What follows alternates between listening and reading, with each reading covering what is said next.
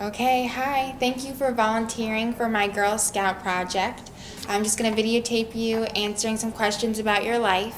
And if you want to skip any questions or if you want to stop at any time, just let me know. Okay? All right, what is your full name and age? And were you an immigrant or a natural born citizen? Okay, my full name is Carla Frederica Nill. And my age just turned 75. And I'm a natural born citizen Okay. of USA. Were your parents immigrants? If so, where were they from? No, they were not immigrants, no. Do you know where your ancestors were originally from? Okay, different countries. On my father's side, Germany. On the grandmother's side, probably from the north.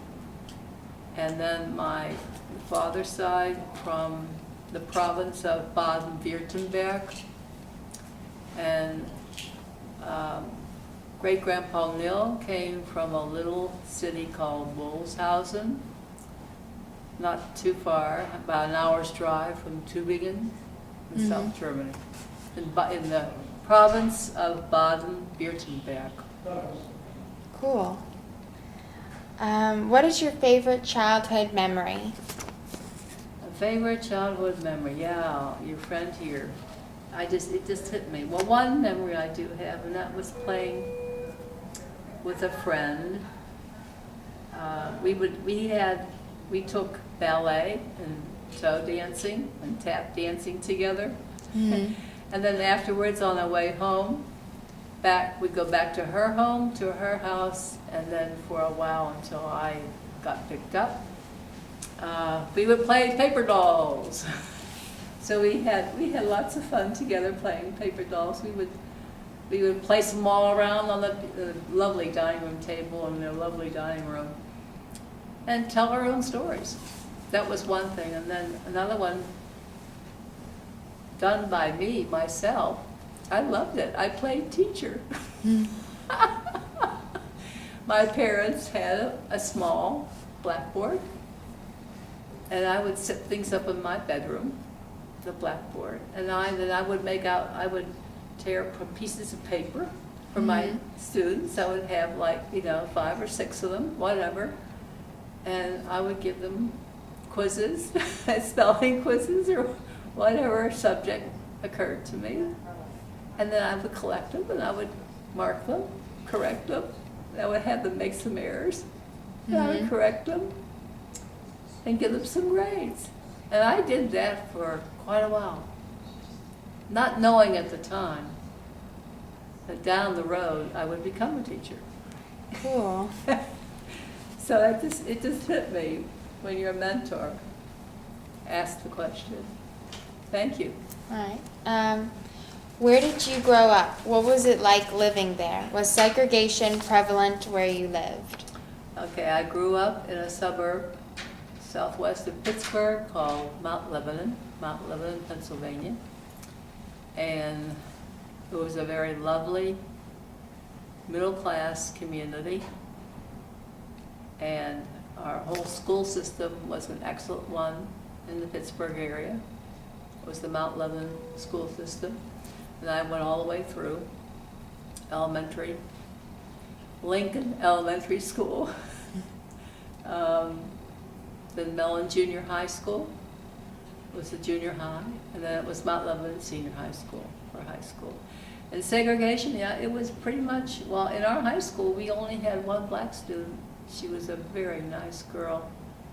But I'm only aware of one black student. Everybody else, we were all white kids. So I'd say it was pretty much exclusively a white community, but there were some blacks around. Okay. Have you ever met anyone famous or interesting? Oh yeah, I think along the way I've met some interesting people, but what comes to my mind probably was my harpsichord professor in Salzburg, Austria. She was a concert artist, traveled all around Europe, concertizing, and what was wonderful about her was that she was very skilled on her instrument. And it was just a wonderful, we developed a real nice friendship with each other. I found her very interesting because not only was she a native Austrian, but she was in the music world and told me about the good points and the bad points of trying to perform on the harpsichord throughout Europe. And many times she would tell me what it was like to be an Austrian woman. And I remember some advice that she gave me, or just some perspective that she had gained in her traveling, comparing the men in the East and how they change when you go towards the West. So I mean, I really enjoy not only having her as a teacher, a harpsichord teacher, and how she taught me the technique and the approach of how to play my musical phrases on the harpsichord, but it was this little friendship that we had with each other, and her perspectives and her wisdom that she shared and was willing to share with me as a student. So that's one. That's good. What's the most fun or interesting thing you have ever done? There are a number of interesting, fun things that I've done along the way. Obviously very interesting. I can't always say that it was fun. I taught for almost 6 years in Austria, outside Vienna and in the city of Vienna. So I taught in their Austrian school system. So it really depended on the class, but I had one group of students, girls. The first 2 years that I taught as a one-way exchange English teacher under the auspices of the Austro-American Fulbright Commission. And I had these 2 girls' classes, one the first year and the other the second year. And they were just absolutely adorable. Just adorable. What age were they? What age? The girls in both years, they were 10, mostly 11 at the time. But it was fun teaching them English and then just observing their personalities and how they interacted with me. And there were times when I did things that were funny, that struck them as being funny. And it would cause them to laugh. And I thoroughly enjoyed it. It was just, they were incidents of cultural differences. They just thought it was amusing, some things that I did. And it was sort of fun, but it was hard. It was very challenging. And the other fun thing I suppose would be, although that was hard work, was my foreign exchange program at the last school district where I taught, outside Pittsburgh, the Fox Chapel area school district. And I was the first teacher to initiate and organize and make up the philosophy and guidelines for this foreign exchange program for our students to go over to Germany, to a little city called Leverkusen, which is outside Cologne, and it happens to be the home of Bayer Chemical Plant, the European headquarters for what they say in German, the Bayerwerk. So it was a lot of fun putting this all together because it involved not only me dealing with the director of the exchange program in Germany, but it was also dealing with the parents and dealing with the administration. All different angles, the finances, the philosophy, the committees, putting the committees of parents together to put on and organize a wonderful program when our foreign students came over to visit us. So I did that for a number of years. That's cool. Were you involved in any wars, or was anyone you loved involved in any wars? I thank the Lord I wasn't involved in one. I just knew it as a kid with the blackouts, but I had two uncles who were involved. The one was Uncle Henry. He was somewhat injured, and I think it was World War II when he came back. The other uncle was my Uncle Jake, Dr. Jacob P. Nill, and he was in both World Wars. He was in World War I and World War II. And as a physician, he was in charge or head of a frontline hospital. And we don't know too much about him, what all he did, but except for several dramatic stories, he didn't really want to talk about it when he came back. So we knew a little bit. I knew a little bit from my father, what he had told him. But he had to be greatly admired for what he went through and what he did. Okay. What is the greatest injustice you have ever witnessed? The greatest injustice I've ever witnessed. Well, I'd say in terms of our country and our history, what happened to our black friends, right?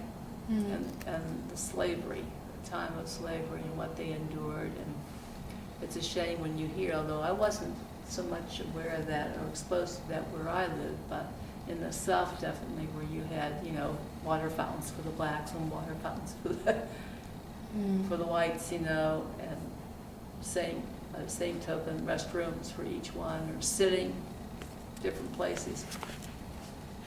That's a shame. We've come a long way. A long, long way. Really.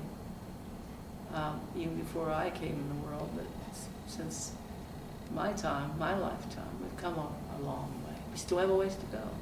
But I'm glad to see that they are advancing themselves. They're trying, and they will continue to, because they definitely have the opportunities.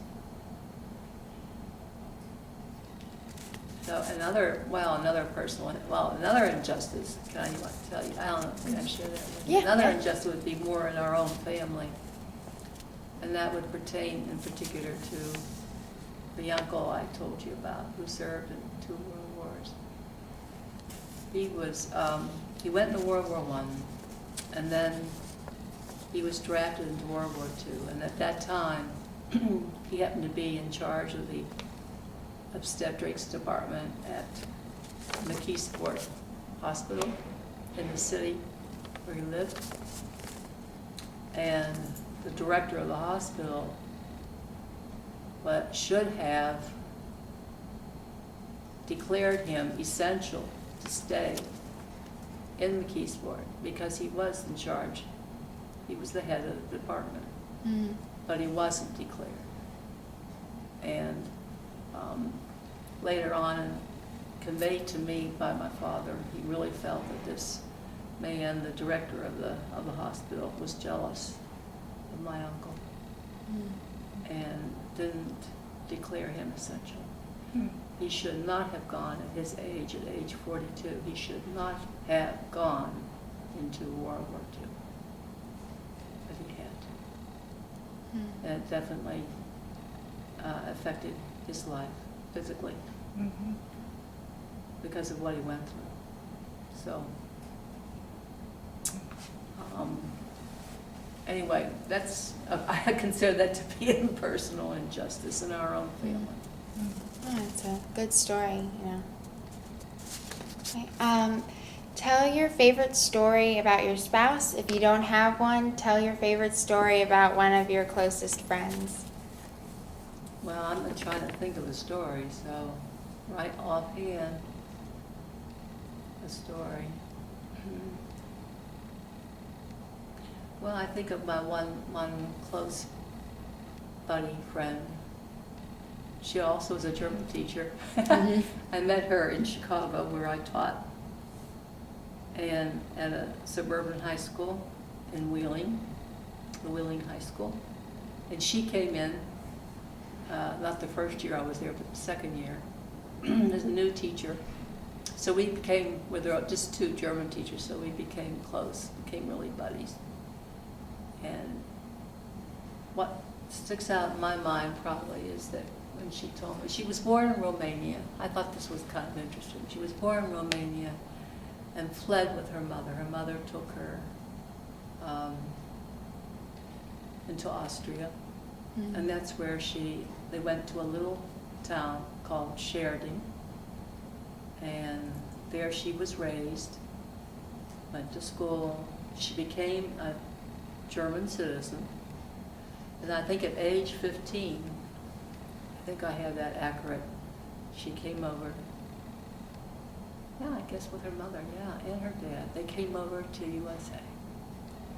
So I thought that was kind of what comes to my mind is a neat story about her. And she did very well. She did very, very well in this country and was very grateful for the education that she received. All right. Talk about your children. You don't have children. What about some of your students, maybe, you want to talk about? Oh, yeah, a lot of them that I had. Talk about some of my students. Each class that you teach is completely different. There's no one class that's like another one. On the American side, I can think of one group. It was at the last school district where I taught, Fox Chapel High School. But German, after I got into the program, I was the one that was responsible for German to be brought into the 8th grade level. All the other languages had French and Spanish and Latin. They all had 8th grade student groups, but German didn't. And I didn't like that. That wasn't fair. So I organized a whole bunch of parents and students, and we, through different means, put in a plea to the school board, and we presented our case, our argument, and we won. So my first 8th grade group was over the junior high, and there were only 8 of them. They were so cute. What was so unique about them was that they were very bright. That was a small, bright little group, 8 of them. But they were so charged up with energy. I'd go in there every day, and it took all my energy and to be as sharp as I could to keep ahead of them because they had so much energy. I had to keep them going on task. And they went right along with me. They were wonderful learners. And I emphasized the spoken part of the language as well. So they went right along with me. They were very cooperative. But let me tell you, because they were so charged up, it was probably after lunch and they had lots of pep and vim and energy. They kept me going. So I called them, I always had sort of a nickname for every group of kids that I taught. So they were my firecrackers. And they were firecrackers. And then on the Austrian side, then I had this one group of girls the second year I was there, and they were absolutely precious. They were just adorable. They were so sweet, very talkative, and very different in personality. But they liked me, and I liked them. I think the very first day I walked in that classroom, we took one look at each other, and we just fell in love with each other. And that relationship grew and deepened throughout the year. And I don't have the time now, but I could tell you what events evolved out of that. Really sweet. Was it an all-girls school? No, it was both. But at that time, the first year the first year was segregated. The boys, they had the boys in their own classes and the girls in the other. And then with the third, they call them classed, die dritte Klasse, would be like the third level in the gymnasium. Then they mixed them together. So those 2 years that I was there, the girls were still in the erste Klasse and the zweite Klasse. The first grade level and the second grade level were still separated. But then the following year, then they brought them together.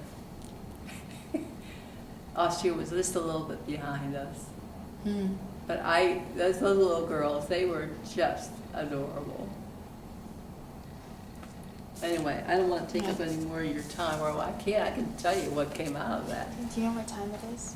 It's only 4:05. Okay, we have time. Well, those kids that I told you about, that second year, I'll tell you one little precious thing. I thought it was pretty precious. This happened near the end of the year. And over there, obviously in each classroom was a stand-up blackboard. You could roll it around if you had to. It wasn't permanently installed.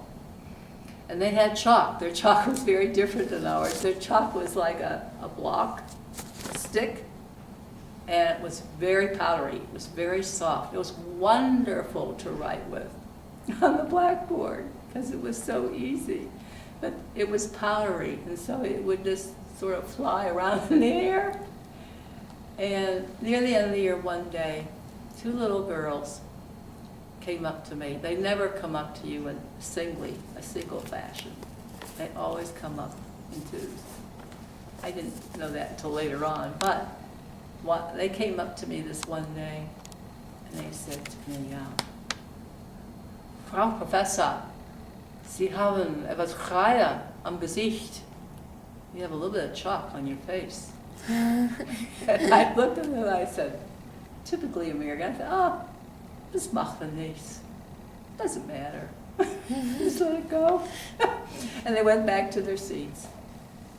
And then not too long after that, another time, I don't know whether it was the same 2, maybe another 2 came up to me. And this time it was, Frau Professor, Sie haben Kreide auf der Nase. You have some chalk on your nose. And I said, can we remove it? They would have never dared ask that with any Austrian teacher, let me tell you. May we remove it? And I thought, let him go ahead. I said, yeah. I said, bitte. So the one little girl came up to me and just went,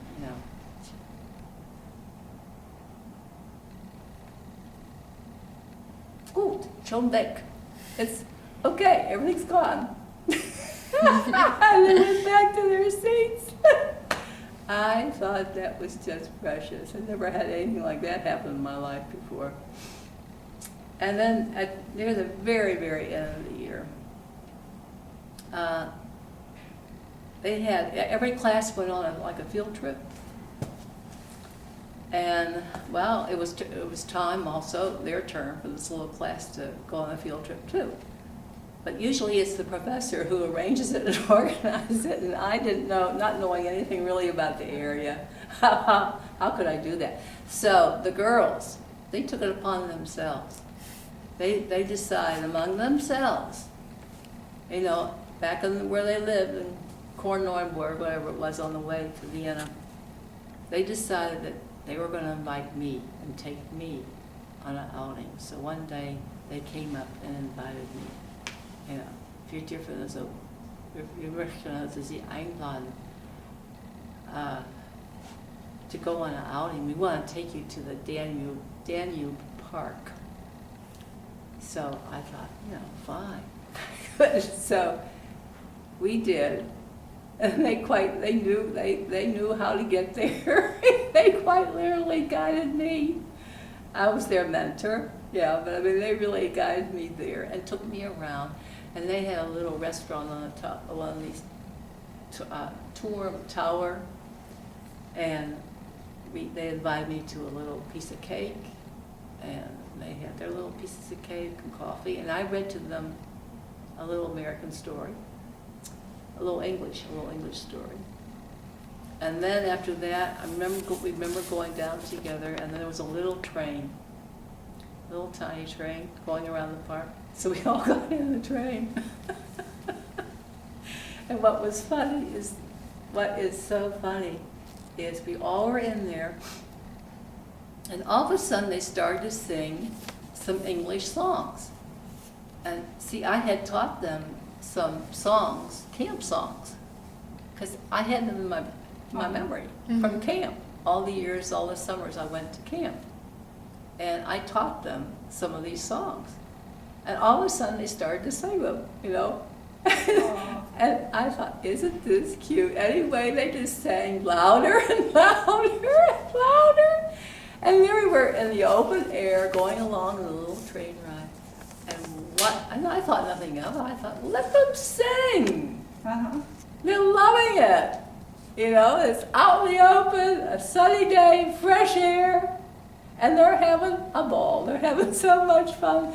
And then we traveled along the train around the park, and there were some native Austrians, some Austrian women taking a walk. They do love to take walks in their parks. And there were a couple ladies going along, and they looked around when we came by, and their faces were indescribable. Their faces they looked at us with indignance as, you know, how dare they sing and sing so loud? I know that they were thinking that. We were singing too loud. And I just thought that was a very sharp contrast, the difference of cultures. The Austrians like to do everything quietly, you know. And here the kids were just singing as loud as they could. And I didn't say anything to the children. I just let them go and have fun. And then later on, the very last day, they presented me with a photograph of the entire class, and it was framed. And they presented that to me. And I thanked them, I acknowledged it, and thanked them. There they all were on there.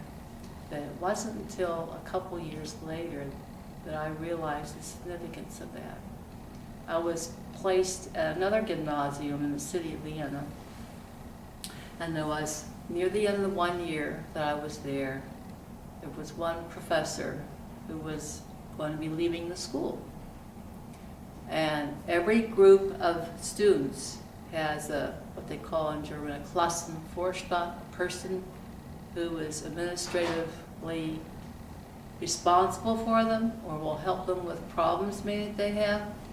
And this class, whom he had, was very, very devoted to him. And they presented him, and I happened to be there in the background, they presented him with a picture of the class. And there was another professor close to me who turned around and whispered to me in German and said, that is a real honor when a class of students presents a picture of the class and gives it to the professor. And I thought to myself, oh, that happened to me. And if I only had known that, I probably would have elaborated on more comments, you know. Mm-hmm. To me, it was like, well, so what? It's another picture. You know, they just got the picture of the class. No, it was of much greater significance. Mm-hmm. And I can appreciate that today. Yeah. Yeah, it was sweet. Okay. All right. Have you ever broken the law? Have I ever broken a law? Well, a couple of times I got a traffic ticket for going a little too fast. Okay. In those couple of places where you think they can snatch you. All of a sudden the speed limit goes down. The one morning I was in a hurry getting to school on time. I got caught, but that's all. Okay. What is your favorite holiday story? My favorite holiday story? Oh, well, there are a lot of them in our family. We always got together every Christmas. It's either beginning it was my dad's family. Every Christmas, not on Christmas Day, but right around Christmas, the whole family, the entire family on my father's side, we got together at, the grandparents were Grandma and Grandpa Nill and their one daughter, Cora, had the whole family over to her house every Christmas season, every year. And we had a large family. And, you know, today when I look back on that, it was a wonderful thing for Grandma and Grandpa Nill to start that, and for their daughter, Cora, to continue that. We did that for years. And what's nice about it is every year you go up to another little city outside Pittsburgh called McKeesport, and you would meet once again and visit with the whole relatives, you know, cousins, uncles, aunts, really some very, very interesting, wonderful people. So that was kind of neat experience. And there are other ones, I mean, nice, wonderful Christmases that my parents, we celebrated with my sister and her children. We all celebrated together. So we always had fun. Okay. Are there any other interesting stories you'd like to share? Oh, I've got a lot of them, but I wouldn't know now what to think about. Interesting stories. Could be Oh, about yeah. anything. Yeah? Oh, yeah. Well, I could tell you one. I think it's kind of nice. It would be kind of nice for some other people to know this. My first introduction to Europe took place in 1959, the summer. And I went over to Vienna with the German department of Oberlin College.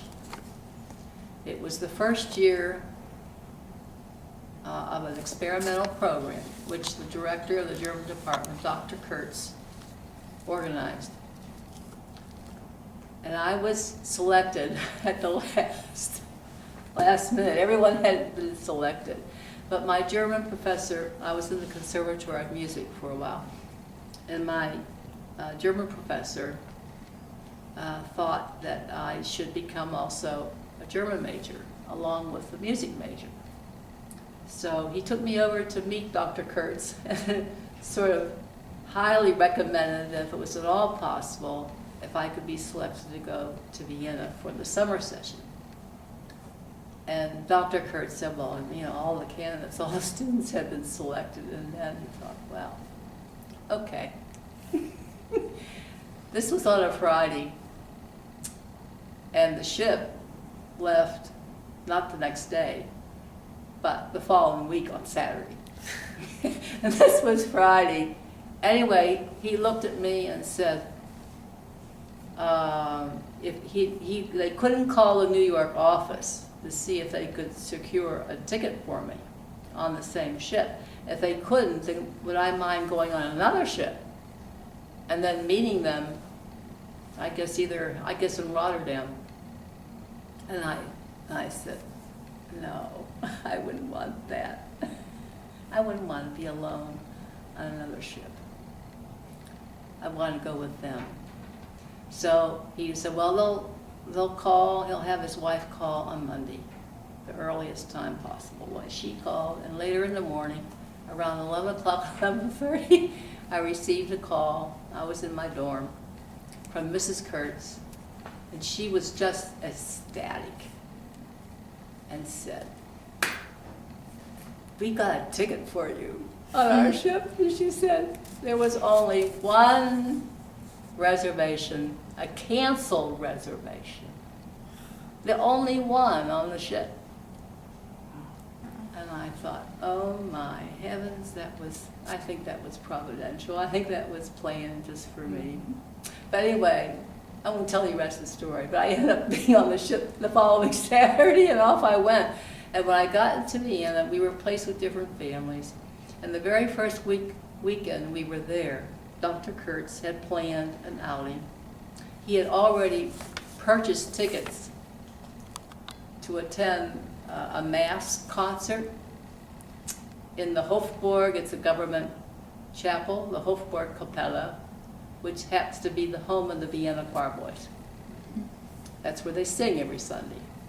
He had a group of tickets already purchased for there. He also had another group of tickets that he had purchased for the Spanish riding school, which is a tourist highlight where people see performances done by the Lippensonner horses.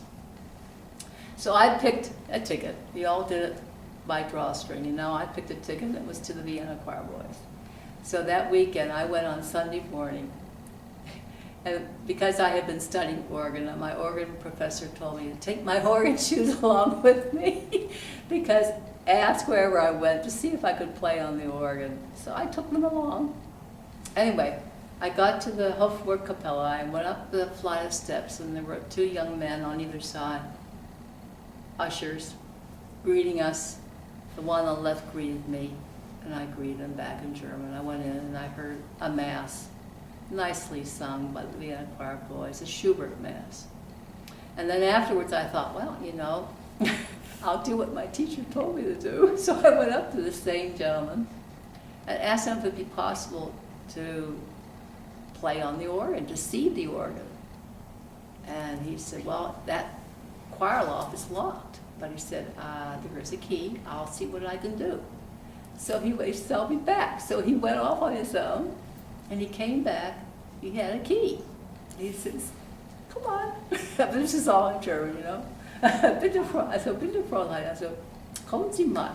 Wir gehen jetzt hinauf. We'll go on up. So we went up the winding stairway, going all the way up to the little choir loft. And I looked down to the little tiny sanctuary, because it was a chapel. It was like a little tiny church, little tiny sanctuary. And I turned around, and there was the organ, and it was so old. Oh my golly. Talk about heebie-jeebies. And the bench was tiny, all out of wood.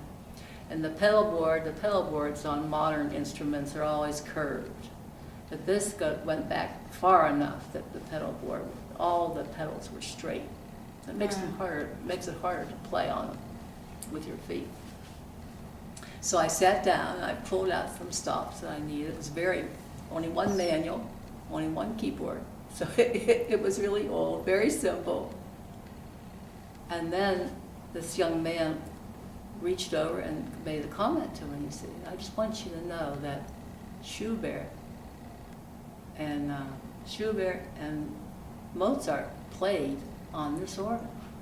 Oh my gosh. And when he told me that, I thought, oh no. I was about ready to melt through the floor. So I played a small melody that I knew by heart. And, I just can never forget that at one time in history, our two famous composers played on that organ. So that was one story. And then all of a sudden I heard this loud, gruffy voice calling up in German, but I didn't understand him. And he was telling the young gentleman, it was time to close up and get out. He had to close up the church. So we did. We turned around, and he said very politely to me, "Bitte, so Fräulein, es tut mir furchtbar leid. I'm very sorry, but we're going to have to leave right now. He has to close the church." So we went on down, and we went outside, and he asked me if I would take a little walk with him. I said, sure. So he introduced himself, and I introduced myself. We took a little walk, and then he asked me out for a date. Aww. Would I like to go and see Schloss Schönbrunn, which is a real pretty schloss outside Vienna. It used to be the summer palais for the emperors. It's a beautiful, small but beautiful, intimate schloss with the gardens. Very pretty, very charming. Well, that started. That was the first date of a courtship that lasted for quite a while, for a long time. That's wonderful. So that's one story. There are other ones. What But- fun. Do Yeah. you know what time it is? It's It's Yes. about that time. About that time. All right. Well, thank you so much. You had so many good stories. Those were great. Well, thank you.